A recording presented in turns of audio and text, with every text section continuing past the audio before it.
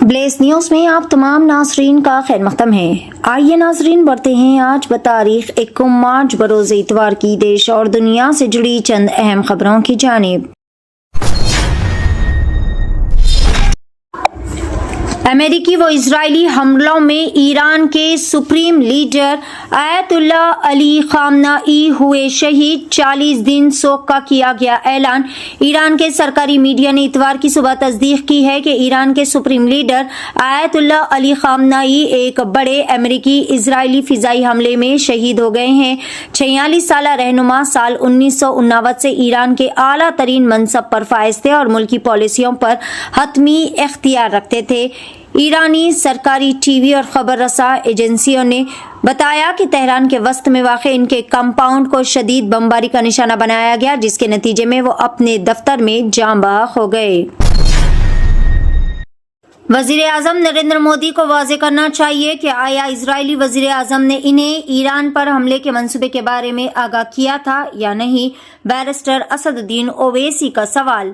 Barrister Asad الدین اویسی نے کہا کہ مودی کو واضح کرنا چاہیے کہ آیا اسرائیلی وزیر اعظم بنجامن نیتن یاہو نے انہیں ایران پر حملے کے منصوبے کے بارے میں آگاہ کیا تھا یا پھر نہیں؟ بیرسٹر اویسی نے کہا کہ وزیر اعظم نریندر مودی کا دورہ اسرائیل بے وقت تھا اور اس دورے کا استعمال اسرائیل نے اپنے مفاد کے لیے کیا۔ بیرسٹر اویسی نے کہا کہ مودی کو واضح کرنا چاہیے کہ اسرائیلی وزیر نیتن یاہو نے انہیں ایران پر حملے کے منصوبے کے بارے میں آگاہ کیا تھا۔ اگر نیتن یاہو نے انہیں مطلع کیا تھا تو مودی کو اپنا دورہ مختصر کر کے واپس آ جانا چاہیے تھا، اور اگر ایسا نہیں ہوا تو یہ ہندوستانی عوام کے ساتھ دغا بازی کے برابر ہے۔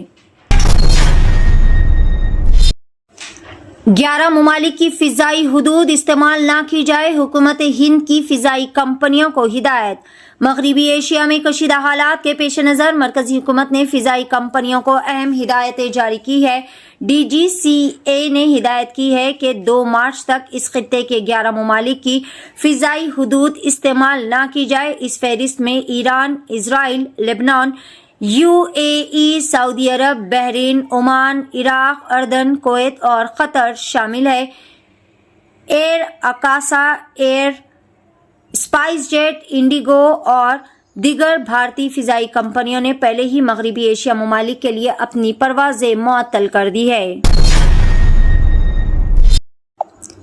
کویت میں نماز تراویح معطل اور قطر میں رمضان کے خصوصی پروگرامز پر لگائی گئی روک۔ امریکہ و اسرائیل کے حملے کے جواب میں ایران کی کارروائی کے بعد کویت کی وزارت امور اسلامی نے اعلان کیا ہے کہ ملک کی تمام مساجد میں تراویح کی نماز فی الحال معطل رہے گی اور نئی ہدایت تک دوبارہ شروع نہیں کی جائے گی۔ ایران نے کویت کے ایئرپورٹ پر بھی میزائل داغے ہیں، جس کے بعد ایئرپورٹ پر فلائٹس معطل کر دی گئی ہے۔ اسی طرح قطر نے بھی اعلان کیا ہے کہ ملک میں تمام عوامی تقریبات، اجتماعات، ہوٹلز و سیاحتی مقامات پر تفریحی سرگرمیاں معطل رہے گی۔ رمضان کے دوران ہوٹلز اور سیاحتی مراکز میں عام طور پر منعقد کیے جانے والے دعوت افطار اور خصوصی رمضان ٹینٹس بھی فی الحال بند رہیں گے۔ تمام ایرانی فورسز ہتھیار ڈال دیں ورنہ انہیں موت کا سامنا کرنا پڑے گا، ڈونالڈ ٹرمپ کی کڑی وارننگ۔ امریکی صدر ڈونالڈ ٹرمپ نے دھمکی دی ہے کہ تمام ایرانی فورسز ہتھیار ڈال دیں ورنہ انہیں موت کا سامنا کرنا پڑے گا۔ ایران پر اسرائیل اور امریکہ کے مشترکہ حملے کے بعد میڈیا بریفنگ میں امریکی صدر ٹرمپ نے کہا کہ ایرانی پاسداران انقلاب گارڈ ہتھیار ڈال دیں ورنہ موت کا سامنا کرنا پڑے گا۔ ٹرمپ نے کہا کہ تمام ایرانی فورسز، پولیس و دیگر اداروں کو کہتا ہوں کہ ہتھیار ڈال دیں، ہتھیار ڈال دیں گے تو استثنا ملے گا ورنہ موت کا سامنا کرنا پڑے گا۔ ایران کا گرلز اسکول میزائل حملے میں تباہ، 57 طالبات ہوئے جاں بحق۔ اسرائیل اور امریکہ کے ذریعے ایران پر کیے گئے حملوں اور ایران کے جوابی حملوں میں تباہی کی ایک نئی داستان رقم کرنی شروع کر دی ہے۔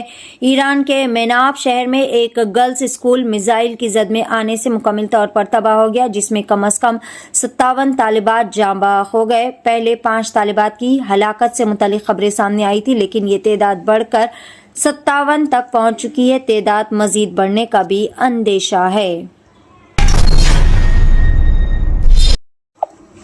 حیدرآباد کے راجیو گاندھی انٹرنیشنل ایئرپورٹ سے خلیجی ممالک یعنی گلف کنٹریز کے لیے فلائٹس بڑے پیمانے پر کینسل کر دی گئی۔ ایران اور اسرائیل کے درمیان جنگی صورتحال کی وجہ سے حیدرآباد کے راجیو گاندھی انٹرنیشنل ایئرپورٹ سے گلف کنٹریز کے لیے پروازیں بڑے پیمانے پر کینسل کر دی گئی ہے۔ ہفتے کی دوپہر سے شروع ہونے والی اس غیر یقینی صورتحال کی وجہ سے اب تک 45 سے زائد انٹرنیشنل فلائٹس منسوخ ہو چکی ہے، جن میں 21 آمد اور 22 روانگی کی فلائٹس شامل ہے۔ ناگپور فیکٹری میں خوفناک دھماکہ، 15 افراد ہوئے ہلاک، متعدد شدید طور پر زخمی۔ ممبئی مہاراشٹر کے ناگپور ضلع کے کاٹول میں اتوار کو دھماکہ خیز مواد بنانے والی فیکٹری SBL میں زبردست دھماکے میں کم از کم 15 افراد ہلاک اور متعدد افراد کے زخمی ہونے کی اطلاع موصول ہوئی۔ ناگپور ضلع انتظامیہ اور پولیس اہلکار موقع پر پہنچ گئے۔ کچھ ہلاکتوں کی اطلاع ملی ہے، لیکن صحیح تعداد کی تصدیق ہونا ابھی باقی ہے۔ یہاں پر ریسکیو آپریشن جاری ہے۔ آیت اللہ علی خامنائی کی ہلاکت پر ہندوستان بھر میں احتجاج، کئی ساری ریاستوں میں مظاہرے اور 3 دن سوگ کا کیا گیا اعلان۔ ایران کے سپریم لیڈر آیت اللہ علی خامنائی کی ہلاکت کی ایرانی سرکاری ذرائع سے تصدیق کے بعد 1 مارچ بروز اتوار کو ہندوستان کے مختلف حصوں میں بڑے پیمانے پر احتجاجی مظاہرے دیکھنے کو ملے۔ یہ مظاہرے خاص طور پر ان علاقوں میں ہوئے جہاں پر شیعہ آبادی کی تعداد زیادہ ہے، اور مظاہرین نے امریکہ و اسرائیل کے خلاف شدید نعرے بازی کی۔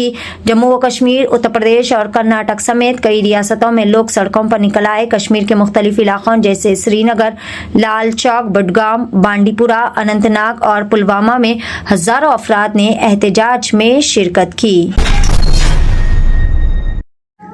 تلنگانہ کے ضلع وقار میں خاتون پولیس کانسٹیبل کی خودکشی۔ ریاست تلنگانہ کے ضلع وقار میں یہ دلخراش واقعہ پیش آیا۔ شہر کے گنگارام سائی بابا کالونی میں خاتون کانسٹیبل دیویا نے خودکشی کر لی۔ تفصیلات کے مطابق سائی بابا کالونی کے بسوراج ہوم گارڈ کے طور پر کام کرتے تھے اور 6 سال قبل ان کی موت واقع ہو گئی تھی۔ ان کی تیسری بیٹی دیویا سال 2020 بیچ کی کانسٹیبل تھی۔ وہ گزشتہ 5 سالوں سے وقار ضلع کے دھارور پولیس اسٹیشن میں خدمات انجام دے رہی تھی۔ ہفتے کی علل صبح اس نے پھانسی لے لی۔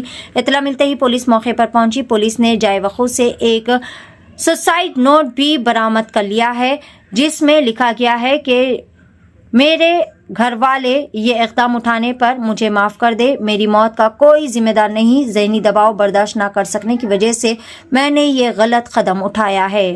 ناظرین، یہ تھی بلیز نیوز کی دیش اور دنیا سے جڑی چند اہم خبریں۔ خبروں کا سلسلہ آگے بھی